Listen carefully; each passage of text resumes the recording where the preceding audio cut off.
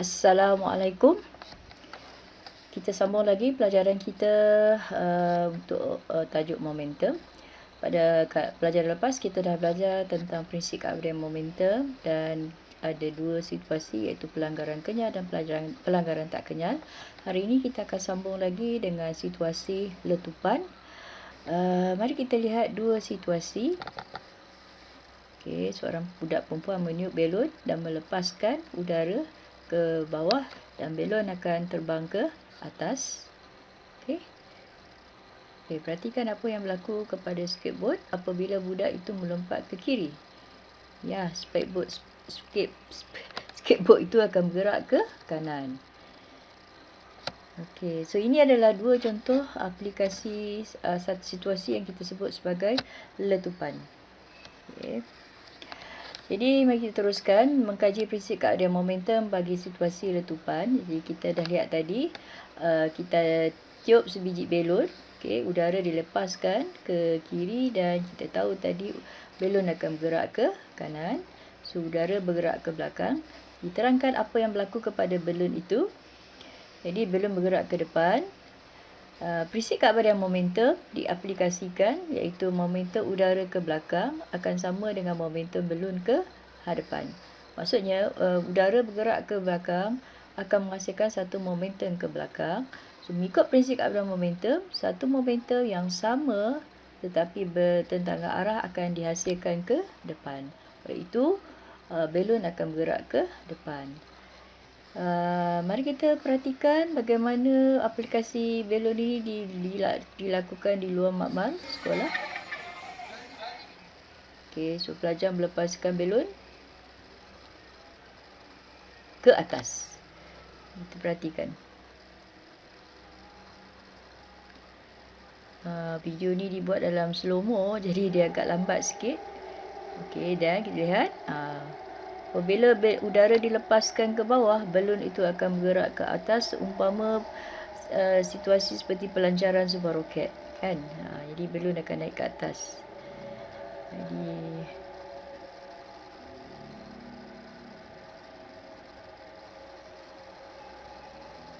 okey. So dua belon selamat naik ke atas.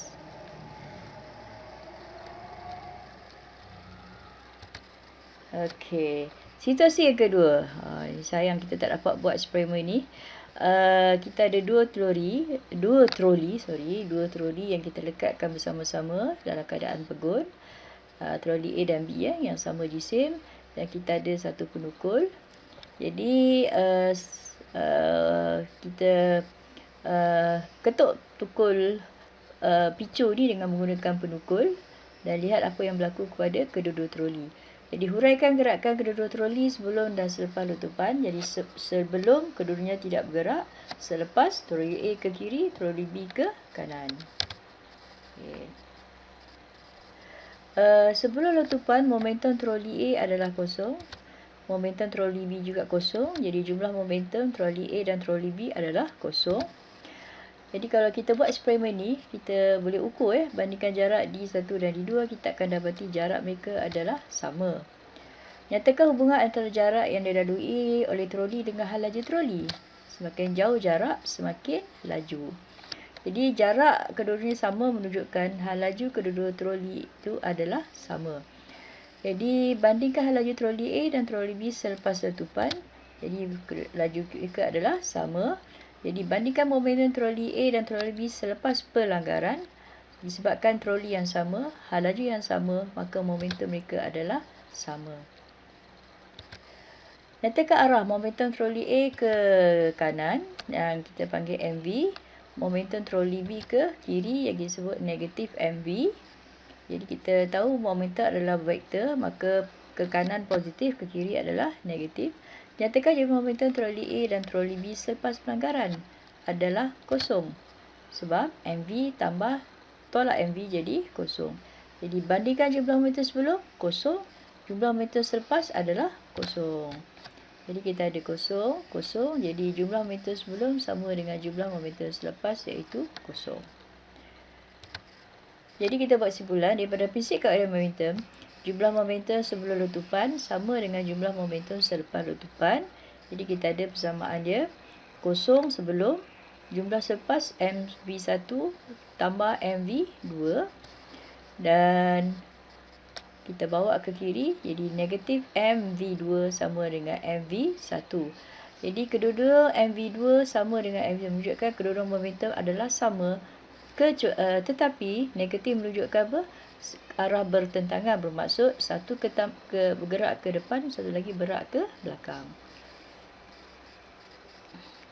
Okey, so kita dah selesai membincangkan 3 situasi melibatkan prinsip keabadian momentum. Jadi mari kita selesaikan latihan soalan yang melibatkan prinsip keabadian momentum. So kita tengok soalan yang pertama. Kita ada 2 buah kereta, kereta A dan kereta B. Kereta A berjisim 1000 kg, kereta B berjisim 1200 kg.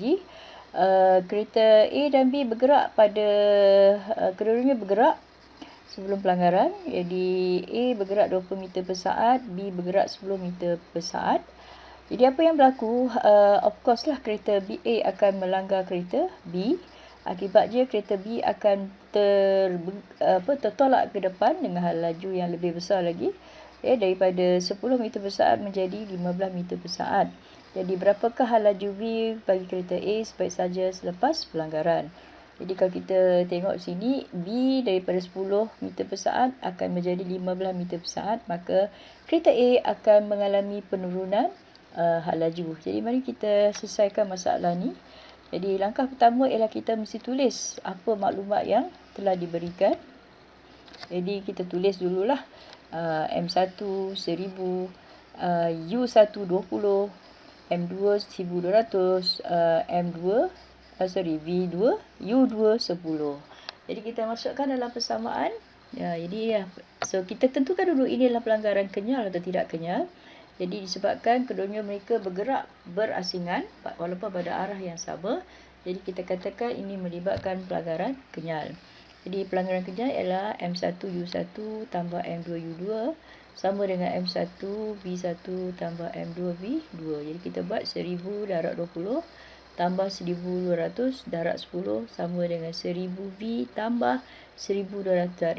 Selesaikan masalah dan kita akan dapati V sama dengan 14 meter per saat. Jadi itu caralah kita menyelesaikan contoh pelanggaran kenyal. Okey, kita pergi yang kedua. So kita baca soalan. Tips ni ialah kita kena kumpulkan semua maklumat yang diberi. Kemudian kita tengok situasi. Kalau selepas pelanggaran kedua-duanya bergerak berasingan, itu adalah pelanggaran kenyal. Kalau kedua-duanya melekat, bergerak bersama-sama, itu adalah pelanggaran yang tidak kenyal. Jadi mari kita tulis apa yang maklumat yang kita ada. Jadi Melin M dia 60 kg, V dia kosong, dia tidak bergerak.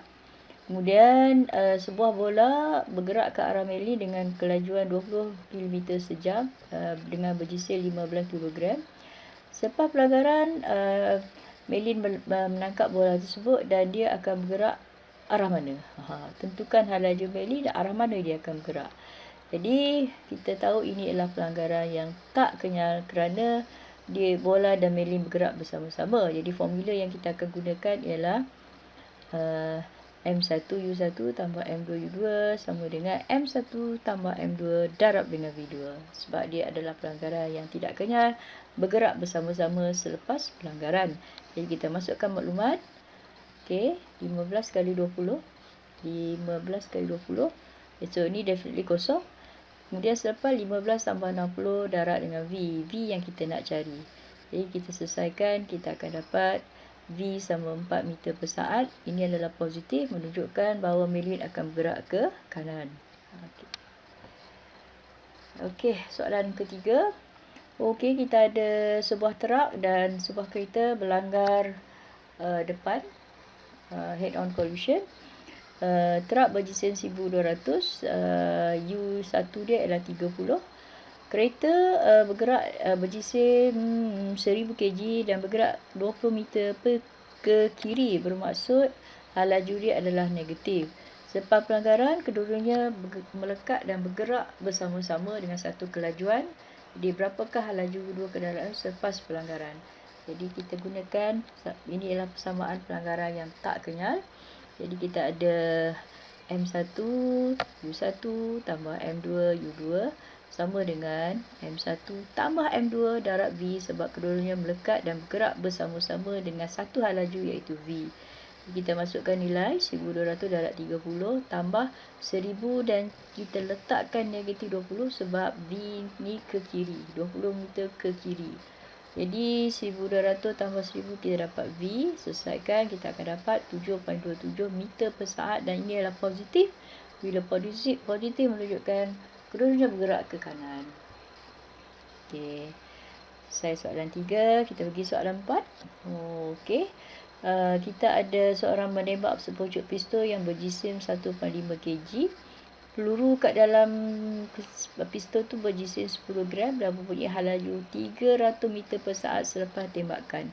Jadi berapakah hal laju sentakan pistol? Dan kita tahu pistol akan tersentak ke belakang. Jadi kita nak kenali pelanggaran ke apa ke? Kita tengok sebelum ditembak kedua-duanya pistol dan peluru dalam keadaan rehat. Selepas ditembak peluru bergerak ke kanan, pistol bergerak ke kiri, menunjukkan ini adalah situasi letupan. Jadi kita ada persamaan kita, letupan ialah jumlah momentum sebelum sama dengan jumlah momentum selepas. Okey, so sebelum kosong, seluruh dua tak bergerak. Selepas kita ada momentum bullet atau peluru, tambah dengan momentum pistol sebab dua-duanya bergerak. Okey, so kita masukkan nilai 0.01 dan ini kita tukarkan pada unit meter. So darab ni tambah 1.5 V dan selesaikan, kita akan dapat V bersamaan negatif 2 meter per saat. Negatif ni bermaksud peluru bergerak ke kanan, pistol akan tersentak ke belakang dengan kelajuan 2 meter per saat. Okey, ada lagi soalan? So pistol record tersentak ke belakang. Okey, ada lagi satu soalan. Kali ini kita ada situasi di angkasa lepas. Sebelum kita ada dua orang angkasawan yang berjisim yang sama iaitu M. Okey, dua-dua jisim M. Angkasawan ni berada pada rehat, tidak bergerak. Angkasawan ni sedang bergerak dengan kelajuan 4 km sejam. Okey. Jika dia memegang anda, berapakah kelajuan anda bergerak? Dengan rujuk kepada kapal angkasa itu. Maksudnya berapa hal laju kedua-duanya selepas dia bertemu. Jadi ini adalah persamaan ataupun situasi pelanggaran tak kenyal sebab bergerak bersama-sama. So kita ada formula dia lah. M11 tambah M1. Okey, so 4 darab M apa kosong, M tambah M darab V. Ini kita hanya pakai simbol lah. M tambah V. So kita dapat complicatednya 4M. Ini 4M. M tambah M 2 darab V ialah 2MV. So kita dapat V sama 2 meter per saat. Okey, itu saja. Kita dah bincang bagaimana nak menyelesaikan masalah pengiraan yang melibatkan prinsip keabadian momentum. Okey, kita jumpa lagi pada pelajaran akan datang di mana kita akan mempelajari aplikasi prinsip keabadian momentum. Okey, jumpa lagi. Assalamualaikum.